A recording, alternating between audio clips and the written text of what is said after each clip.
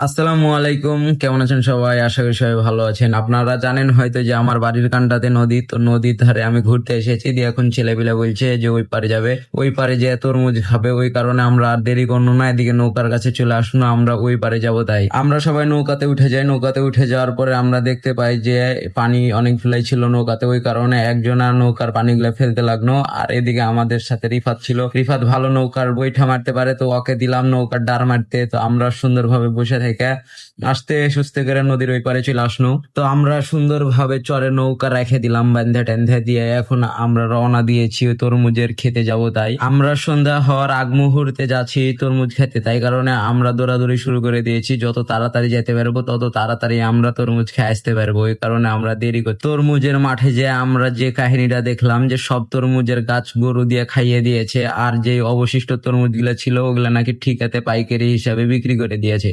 এর আগে কোনোদিন আমি তরমুজের গাছ দেখেছিল না, তো এখন আমি তরমুজের গাছটাকে ভালোভাবে দেখলাম। আর আমরা ভাবলাম যে আমরা তরমুজ চাহা খাবো, কিন্তু চুরি করব না। ওই কারণে যারা ওখানে যোগানদার ছিল বা খেতি করছিল তাদের কাছে আমরা গেলাম, একটু গল্প করলাম, আর তরমুজ খাওয়ার জন্য আবদার করলাম। তো ওরা বললো যে ঠিক আছে যাও তোমরা, তোমাদেরকে তরমুজ দেওয়া হবে। তো যে বস্তাগুলা প্রথমের দিকে দেখলেন ওইদিকে যাইতে লাগে আমরা একটা ছোট তরমুজের গাছ দেখলাম। তো ওটা একটু নাড়াচাড়া করার পরে আবার বস্তার কাছে চলে আসলো, দেখলাম যে কোনটা ভালো পাকা। আর আমরা তো কাঁচা পাকা অত চিনি না, যারা ওখানে ছিল ওরাই আমাদেরকে দুইটা ভালো দেখে পাকা দেখে আমাদেরকে দিল। তরমুজ হাতে পাওয়ার পরে ছেলেপিলে লোভ সামলাতে পারছিল না, তো মাঠের ভিতরে ভাঙ্গা শুরু করে দেয়।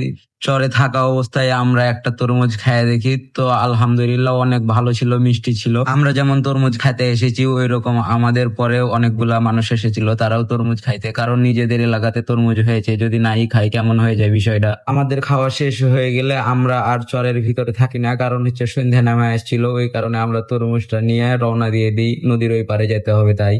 আর তরমুজটা এই পারে নিয়ে আসার কারণ আমাদের একজন নদীর এই পারে আছে, আমাদেরকে ফোন দিয়ে বলছে তোরা একাই খাস না, আমার জন্যও নিয়ে আসিস। তো তার কারণেই নিয়ে আসছি।